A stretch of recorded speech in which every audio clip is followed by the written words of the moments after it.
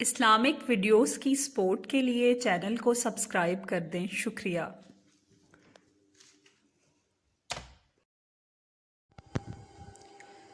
آخری عشرہ کی طاق راتوں میں شب قدر کی تلاش کے بارے میں ہمارے پیارے نبی صلی اللہ علیہ وآلہ وسلم کا فرمان ہے۔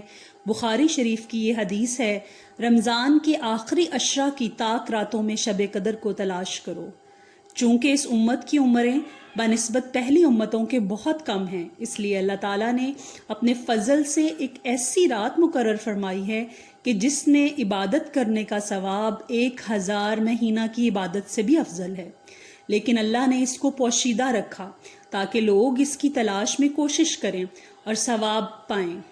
طاق راتوں سے مراد 21، 23، 25، 27 اور 29 رمضان کی راتیں ہیں، اور 27ویں شب میں سب سے زیادہ احتمال ہے۔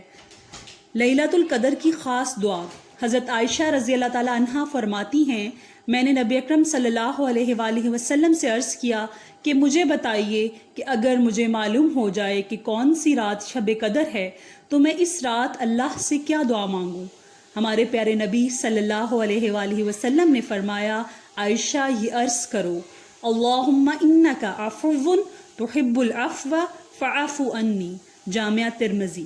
اے میرے اللہ، تو بہت معاف فرمانے والا ہے اور بڑا کرم فرما ہے، اور معاف کر دینا تجھے پسند ہے، پس تو میری خطائیں معاف فرما دے، آمین یا رب العالمین۔